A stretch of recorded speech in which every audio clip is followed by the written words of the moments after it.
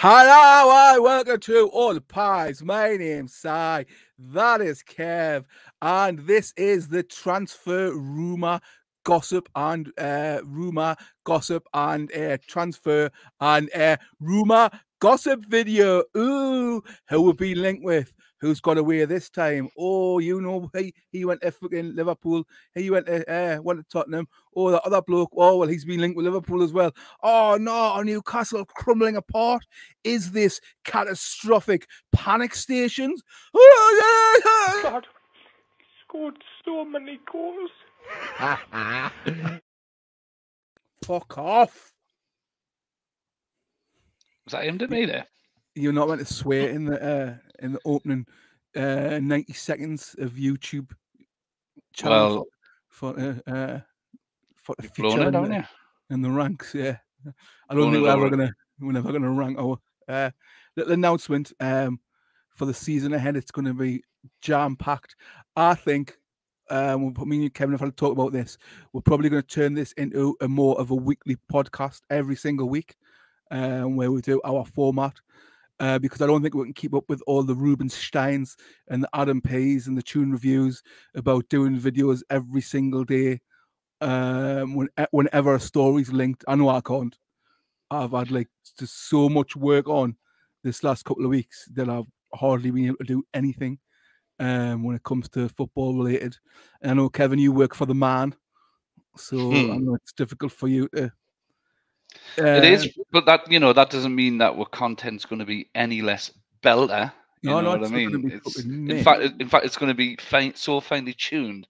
That's going to be the best content, even better than both the Paul brothers. Yeah, definitely. It's going to be slick as fuck, proper mint. How you been, Kevin? It's been a while since we've been on. It's been 11 days. Has it? It feels like it's been a while. It's just like when there's no football about, what do you do? I've been watching the Ashes. I've been watching the cricket. I know you love the cricket, don't you? Been a lot of controversy surrounding Johnny Bairstow.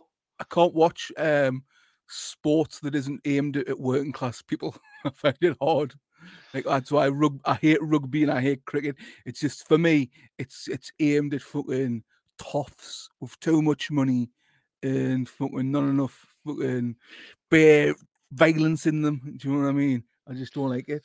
I don't know. I think well-behaved crowds. I like things to go a bit. I like sensationalism about football, about transfer deadlines and rumours. You know, everything that plays to the algorithm that is in your head that lets other endorphins off. Whereas cricket, it goes on for what's it, like eight months for one game, one match. That's 8 months, something like that. I don't know the exact details, but.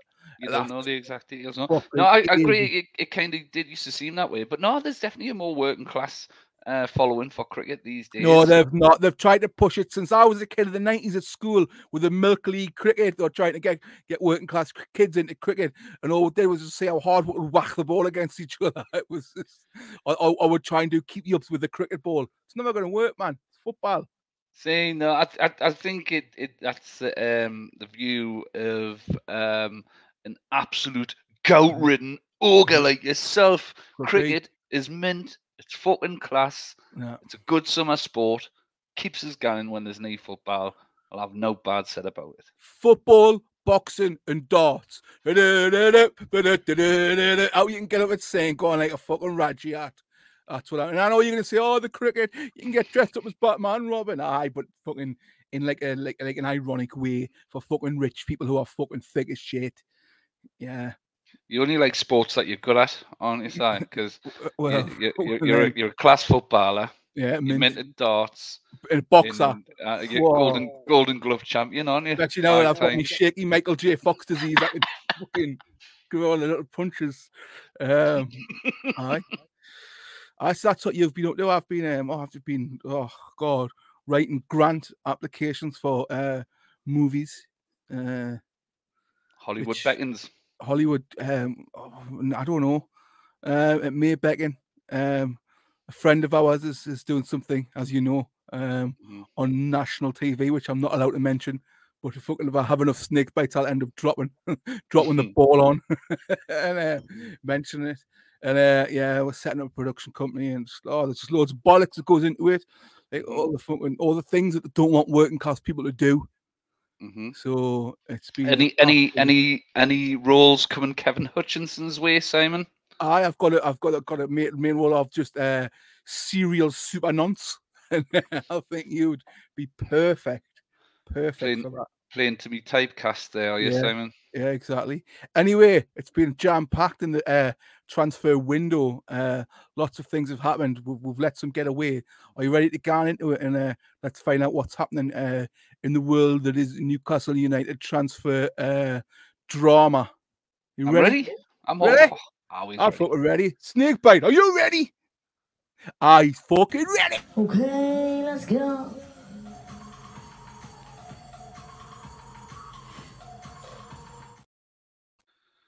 I've missed Edward and Tony. Aye. So yesterday, it was officially unveiled. Out of the blue, out of nowhere, was something no one expected. Sandro Tonali signed yesterday. I was aghast, Kevin.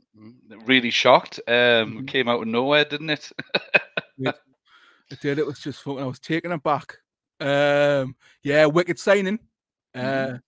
Obviously, I'll always say that I'm not one of these channels who watches the Eredivisie, the Serie A, Serie 1, the fucking whatever, PSEVD, whatever the leagues they're playing. I watch the Premier League. I know certain players who ex-Premier League, and I know some of the superstars, and that's about it. So I know lots of people like to think that they were bang up on Tonali, but I bet you they weren't. I bet you they just said that.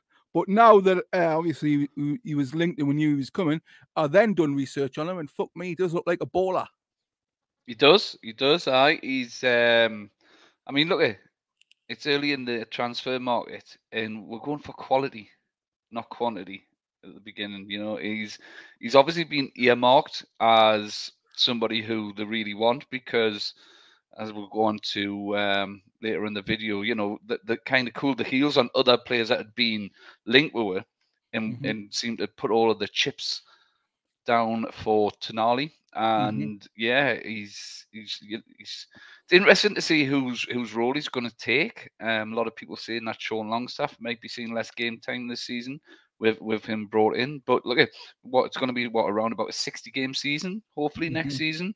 If we get a bit of advancement in the cups, we'll need as big a squad as possible. And if that's the caliber of players that are going to be boosting our squad, it goes back to a video that we did. I think it was either the beginning of the transfer window or maybe towards the end of the season, where we're talking about squad depth. And I think it was yourself said we need to get some squad players. And I said to you, well, actually, we need quality players, and the players that are playing now become your squad players. And it's a step in that direction, isn't it? It's looking like they are looking to get some really top class players such as him through the door, which will therefore have a domino effect of players who were probably getting more game time last season becoming squad players. Yeah, well, I think Longstaff was played out of his skin last year, to the point where that injury happened because of the fact he was played almost every minute. So yeah. I think they'll be glad of a rest and a rotation. But if we're going to become an elite team, we'll have to have rotation, don't we? Look at Man City; they just won the treble, and then they've just went out. We'll go out and smash the world record free for a defender, just on top. And then who they got in the middle? Who did they just sign in the midfielder? Oh, I'll have to get them up, because I've had my finger off the pulse, but I did get something up. Hang on a second. They signed Macaulay. You'll know him. Fuck no. Brain's gone a bit, but yeah, like even them treble winners, just still, I think they've made 3 transfers already. It's just madness. It's just going to get more and more and more competitive. You got Arsenal bringing in Rice, and then they're looking to bring in Timber, who is he a right back or a left back? He's one of the backs. I always get me left and me rights mixed up. I need them written on each hand still. So yeah, the big teams are still recruiting. You got them there? Yeah. So Manchester City's in so far are Spike Brits, won't be him, from AFC Wimbledon on undisclosed, and Mateo Kovacic from that's Chelsea the for one. 30 million. Yeah. 30 million, it says on here they paid for him.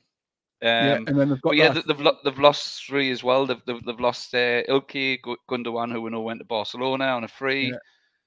Gutted that we couldn't have maybe sniped in Oh, for him, loved but it no, for yeah. him. Terrell Agimang and Benjamin Mendy has been released. Yeah, well, was Mendy not the naughty boy one? I think he was, yeah. I think he was the one that was up to no good. That almost certain, I think it was the same with us and Toonali, of getting that defender for 86 million. Can't remember his name. But anyway, yeah, it's squad rotation for elite teams is going to be huge. And obviously, let's look at Liverpool, who are kind of quiet to start with. And then they go in and the pinch hour. So Bosley. Never rated that Szoboszlai, like never wanted him. Him and Madison. Because we said last time we will either get Szoboszlai or Madison. Didn't want either. Well, in all seriousness, no, Szoboszlai, he's a good signing for Liverpool. But yeah, you know, it was going to be too hard to make up a song about him in anyways, wasn't it? I mean, what are you going to ring with Szoboszlai? You know, it's whereas Tonali, you know, the possibilities are fucking endless. But then there was reports that he wanted to play on that Klopp anyway. That he said this stuff before we were linked with him, that he'd like to play on that Klopp or another great manager. So picked the wrong choice there, but never mind. Yeah, little luck to him. You know what I mean? You could have had all the glory that is the Toon. But no, to be honest with you, I don't think, like, if they'd really wanted him, they could have just went and paid the release clause before Liverpool did. I think once they're getting the sign of Tonali, and that was obviously their preference, wasn't it? That they probably fancied him more than they fancied Szoboszlai.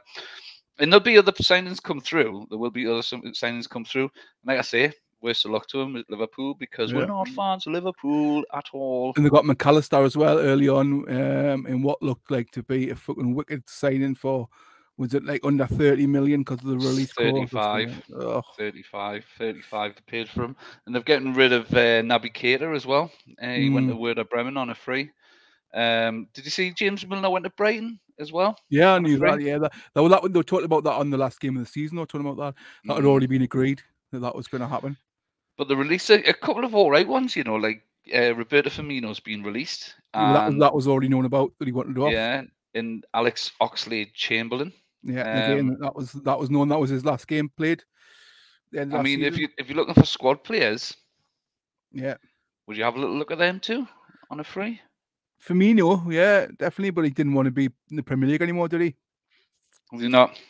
He wants to go back to Brazil. The way he wanted to go, I don't think he wanted to be in the Premier League. He didn't want to be in England anymore. I think a lot of players, once they've played for a team for a long time in one country, they want to like kind of go and do well in different leagues. But let's get back to Newcastle, because the big one today, the one that's doing all the rounds on social media, is Harvey Barnes is the one. Now, I haven't been on social media today or yesterday, really. So I only found this out through you just before. Are they giving any sort of indication on a price, or around 35 million is what's been touted, which is 5 million less than Madison went to Spurs for. But and I know Matty from the Magpie channel put this on earlier, and it's a thought that I'd already had in your head before this, is that it's not a glamorous signing, Harvey Barnes and all that, because it doesn't sound it. But when you look at his record, he scored double figures, and I think his assists when he had double figures. Now that's fucking for 35 million in a team that got relegated. Do you know what I mean? You can't play that down, can you? And I think he was one of the players that did stand out as playing well in it. I mean, yeah, fair enough. It was a team that wasn't playing well, and ultimately It was them too. Yeah, ultimately they got relegated. So it probably wasn't that difficult to stand out. But nonetheless, every game I saw him play, yeah, he played well. played well. I wouldn't turn my nose up at Harvey Barnes at all. Especially not at 35 million. I would in today's market, which is hyperinflated at the moment for reasons I think we'll also discuss in this video. It's not something I would turn my nose up at all. I'd be happy and I'd welcome him through the door. And again, how old is he? Harvey Barnes? He's mid-20s, I know that. 23, 24. Good age. And he's got a year or two under Eddie Howe, he'll become even better. He seemed to escape the English tax, which normally gets, which I think had they not been relegated, that Englishman tax would have been a good 30% extra whacked on top, had they not been a relegated side. And look, I think Leicester as well don't want any of their players going on one of these sagas. They're going to have to get these players who they know is going to leave. Harvey Barnes is going to leave. James Maddison's going to leave. You're expecting these players to leave when you get relegated, but they want that money in so they can reinvest it pretty soon. They don't want this saga to go on and on and on. So then all of a sudden you get to the end of the transfer window and you're panicking to try and reinvest the money in. You know, they'll want to have plenty of time to do that. So not just that, I think for pre-season for a league like the Championship, it's crucial that they get out players who don't want to be there. Like obviously Tielemans is gone, Maddison's gone, Barnes is probably going to be next out the door. They need to get out the players who don't want to be there so they can get in a squad who do want to be there so they can fight very much like Burnley did last season.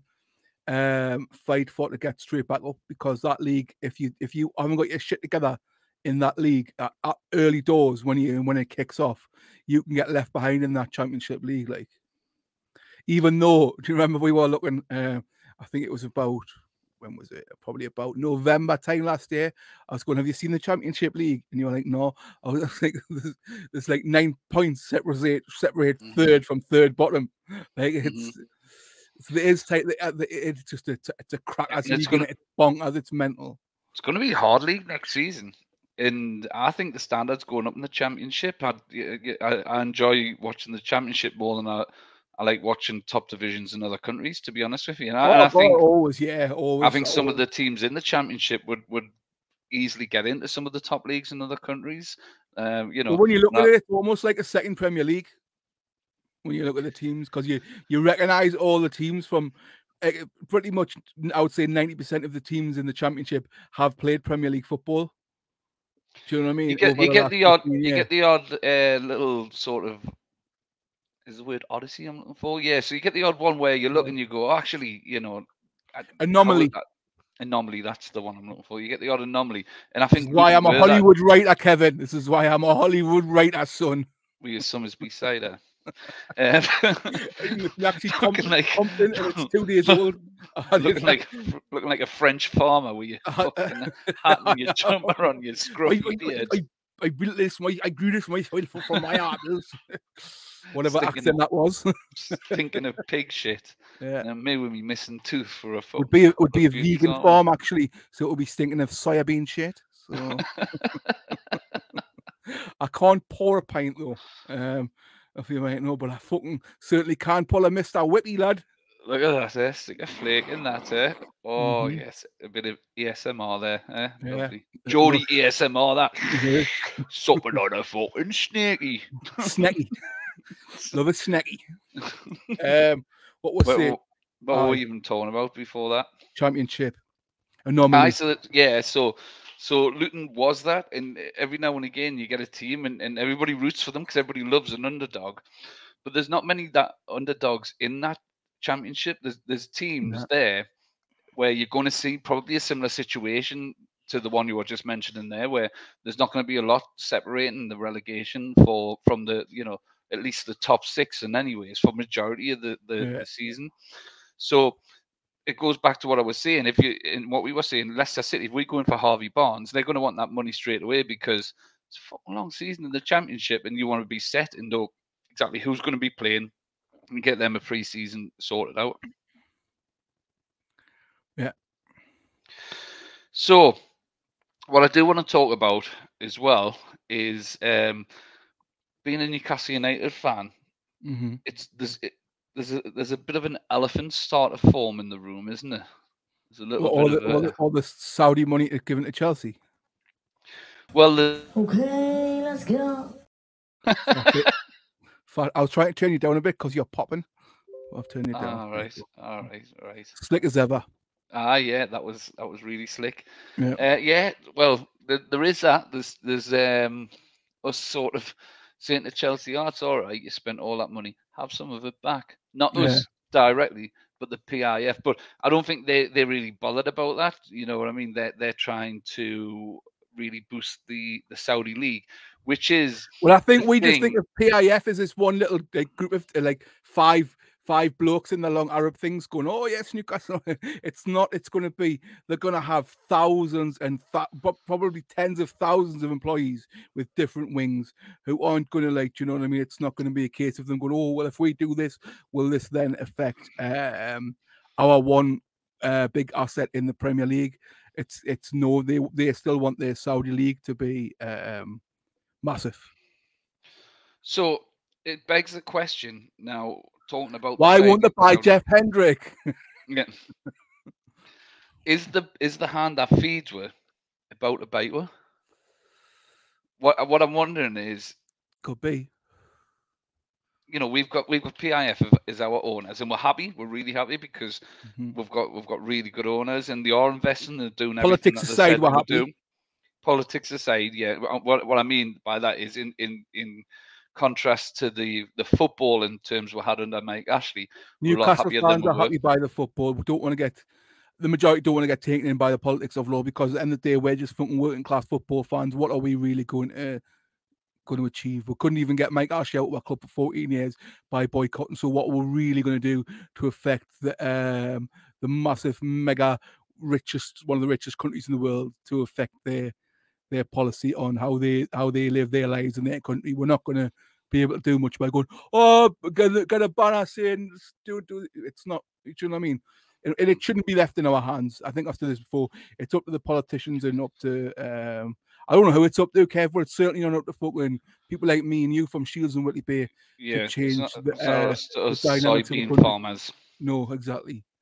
But no, to get back to the point, what I'm saying is, they're obviously trying to, you know, get some light on this league and turn it into a competitive league. Now, I heard somebody on TalkSport today, and was it today or yesterday, and they were talking about, oh yeah, it's going to get to the stage where they're going to offer money to UEFA to try and get into the Champions League. I was just watching it today, the clip.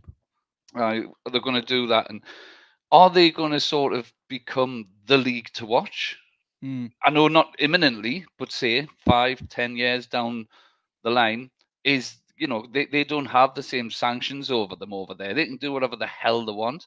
They can buy whoever the hell they want, and there's nothing stopping them from doing that. You've got the same owners of 4 clubs. I've got to say, I agree with Simon Jordan on this point that no, I don't think they will, because look at what happened before the Premier League was formed, where players like Gaza going over to Lazio, and there was a big thing on Channel 4, had Football Italia, which we used to watch, but we still watch English football. And obviously the Premier League was built over a certain amount of time, investing money in. There was a long vision plan for it, and it's because it's where all of our loyalties in this country lies, the Premier League, because it's what our clubs playing, our big clubs playing. So no, I don't ever see it becoming that, because I don't ever see them getting in, like he mentioned, in the Champions League, because of the financial play aspect, let alone various other things. The one thing he said he could see them getting in was the World Cup club football competition, which is what who watches that? Yeah, no, I don't think they'll ever get into the Champions League. Hence, it's called the European Champions League. Exactly. You know what I mean? They'll have to geographically move, which is impossible. But what I'm more kind of asking is, do you think, you know, maybe a decade down the line, the Barclays Premier League, now on the time machine there, the Premier League could be overshadowed by a Saudi league? Could it become the most popular league in the world? Because what's stopping them from going and saying, right, we will buy Mbappe for £200 million, £300 million? Doesn't matter to it. We'll pay him whatever they want. What much are they paying Steven Gerrard? 30 million? That just tells you money's no object to them. So because what's going to stop players from going over there? Is it going to leave us behind? No, because I don't see the level of homegrown Saudi football improving to match the rated foreigners coming in. So no, it just becomes then a diluted version of the Premier League and the Spanish leagues of players past their best going there, or managers who aren't good enough to manage in that division going over there, or going there for a one big off payday, then coming back.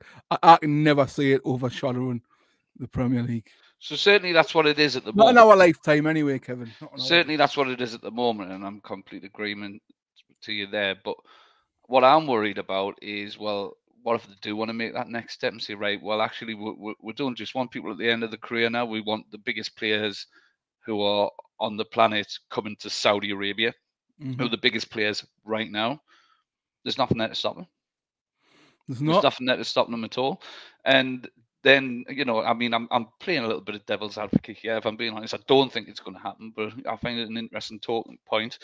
Like, would we then become, rather than the sort of the jewel in the Saudi Arabian footballing crown, do we then just sort of become the cushion that's... No, because I think those iconic elite players, say they went and scored and beat Messi's season of, what was it, 60 goals or something, they go and score 75. People go, how you did it in Saudi against a bloody load of oil farmers from who've never kicked the ball in their life? No, I don't see it becoming credible for a good amount of time.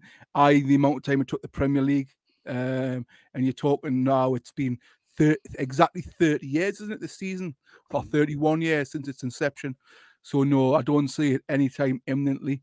And they would need to really invest in youth out there to build it. You can't just build it by signing all these players, because it will only be players at the end of their career, I think, who go there, or ones who aren't elite level who go there mid-career. Because the elite players and the top elite players will not want to go to Saudi, because they won't be in the Champions League. They won't will them kind of plaudits. They're not playing against the other elite players. Whereas the Premier League has got that. You're playing elite strikers, are playing against elite defenders. So that means something when you get a goal scoring record. Whereas out there, it's going to mean absolutely ugazza into quote Sopranos. It's going to mean nothing as of the next couple of decades at least. Well, I agree as well. I mean, I know I said all that thing to try and make a sort of talking point, but I do agree with you. And, you know, it tells you how fickle I am in my opinion sometimes, because I think it is history. You know what I mean? Like, if you're a professional footballer and you get to the end of the career, you want to see you win a Premier League, you win a Champions League, you paid for an Inter Milan, an AC Milan, you played for a Real Madrid, a Chelsea, Man U. Maybe one day you played for a Newcastle United. And Al Naissaif, like, maybe an Al Naissaif might become a Man City in 20, 30 years times. But it takes a long time to build up credibility, and that doesn't just come about by buying all the players on their way out who are on a payday, or all managers who succeed in the Scottish League then come to the Premier League and realize they can't quite cut it. That's not going to make you the top league in football, in world football. It's just not going to. I agree, and it kind of goes against one of the logics I've sort of always had with and not verbalized massively before. So when people talk about big clubs, and then you hear other clubs who normally are on the back foot of the argument, they'll go, "Oh, well, they've got no history. They've got no history. What have they won recently?" And I've always been the pitch where, who gives a fuck about history, really? You know what I mean? You look at the here and now. You know what I mean? What would you rather be? Everton, who's got a decent history, or Man City, who hasn't really got that much of a history, was fucking winning everything. History means nothing. History doesn't matter. But when we're talking about this sort of thing, I go against that. I mean, I say history doesn't matter. I guess it kind of does. But if you look, Man City pre-takeover, their history was still near enough level to win Everton. And you're talking about that longevity. You're talking about things that take a long. When you talk about it since the conception of like the English Football League, some of these clubs were still around. Like Man City were successful pre-takeover, albeit not for like maybe 60, 70 years. beforehand, but that legacy is always going to be there. That fan base that's been passed down through generation. Like that doesn't come overnight. Yeah, not and going to like happen. it's something that's always thrown at the history thing is something that's always thrown at Newcastle United fans, isn't it? It's like, but what have you won? What have you won? It's like, well, yeah, but once you've won something, it's forgot about then, isn't it? You're looking forward onto the next thing. So what does it really matter? And I think our history is quite good. I like our history. Fair enough, I haven't won anything in fucking ages. But what does it matter? What is the trajectory going forward for me is always the more important thing. It's saying, well, you know, when you a good little analogy. I know when you see a horse with blinkers on, and it's just so they keep looking forward because you can't do anything about what's going on behind you, but you can only sort of influence what's going on ahead of you. So I like to think as a Newcastle fan, I'm a bit like that. I know with recent history isn't steeped in success or anything like that, but I'm not bothered about that. I'm bothered about what's going on here because ask that same question about 10 years' time, I think it'll be a very different answer. Yeah, but 2 decades ago, 2 decades ago, we were competing at the very highest level. We didn't win, but we were competing at the highest level. Oh yeah, finishing second. What was it? 2 or 3 seasons in a row. Two FA Cup finals in a row. Champions League back-to-back seasons. Do you know what I mean? So yeah. So to go back to my original point with this Saudi league, I think history does come into it. History does come into it, doesn't it? Because if you go to the Saudi Arabian league and you're a player who's 21, 22-year-old and you've got your best years ahead of you, and you know 10, 12 years later, let's say you spend your career there, and you look back and you go, well, I never played for one of these big clubs that are steeped in history, and you know it's the legacy's not really there. Well, look at 10 years ago, and it was China who were buying all the ex players on the way out. I couldn't tell you. I couldn't name you a single team in the Chinese top. I couldn't even tell you the name of the Chinese top division. Look at 20 years ago when David Beckham went over. Was it in Miami? Was that way he managed there? But he went over to some American club. I could list about 5 American clubs. Couldn't tell you the name of the league. So these things do take a long time. And the Chinese, the Americans obviously still don't put the level of investment that they were putting in 10, 20 years ago. It's whether the Saudis will keep up with that. That's where it comes down to, isn't it? That longevity. Well, I think that's the difference, isn't it? I think we all know that, you know, in the United Arab Emirates and those areas, there is a lot of money and they probably could afford to do that. It's whether they'll keep the interest. That's true. That's true. That part of the world, cricket's generally a bigger sport, though, isn't it? Really, like than what football has been over there. What in Arabia? No, I would say football's probably the main sport. The Middle East, is it not cricket? I mean, there is. I know India are on one of the biggest teams in the world, aren't they? Yeah. So in certainly parts of Asia, but I think more of the sort of Arabian part of it is, I would say, football would be their main sport. I mean, it's not really in a firm sense if they're about sport. I'm not going to. Just don't say. I'm not going to say it.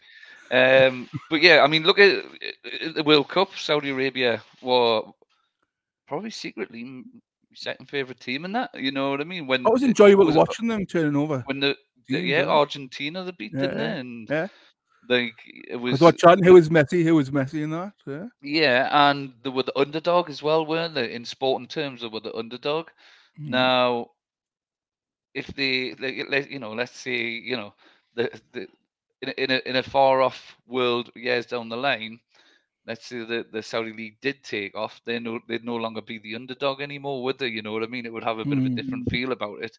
Maybe it's not how England feel. Fucking everyone hates us because the Premier League's so big.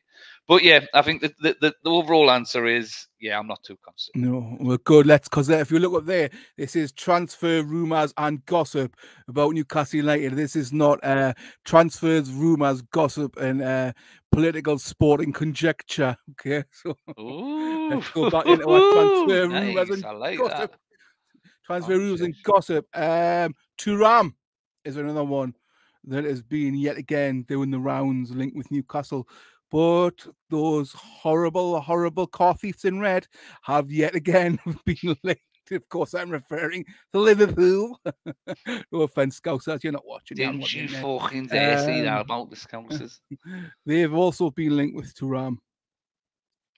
Yeah, I think they just wait for us to be interested in a player, don't they? Yeah. Kind of like what we've been doing at Arsenal over the last couple of transfer windows. Like as soon as they're interested in a player, come to Toon instead. Seems like Liverpool's doing that as well. But to be fair, I think Liverpool have been linked to Thuram for quite a while, probably as long as we've been linked to him.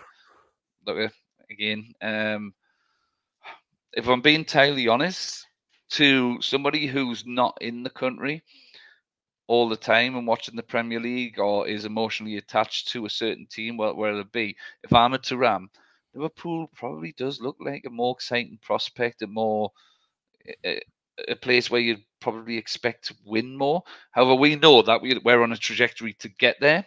But in the here and now, I can understand why players might choose Liverpool over Newcastle. But look at just fucking being in the Europa League conversation. over the Champions League, though. That's. It is. But then it goes back to the conversation. I think Tonali saw the bigger picture, and obviously had to have met with Dan Ashworth and Eddie Howe and realised that we're not going away. This is not going to be a one-off season. Whether we do or whether we don't qualify or finish in the top 4 next season, I have my doubts. Just purely based on the amount of games we'll have to play.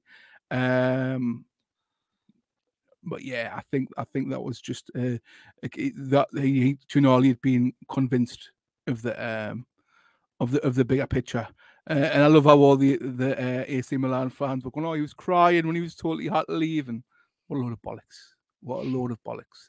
Of course he wasn't. Oh, he's crying because he's getting paid £100,000 more than what he's getting paid now. Yeah, I'm sure he's some fucking bits. He's getting to play Champions League Champions League football with a club who've probably got a bigger chance of getting through the final levels than we have. Oh yeah, he's devastated. He's got it.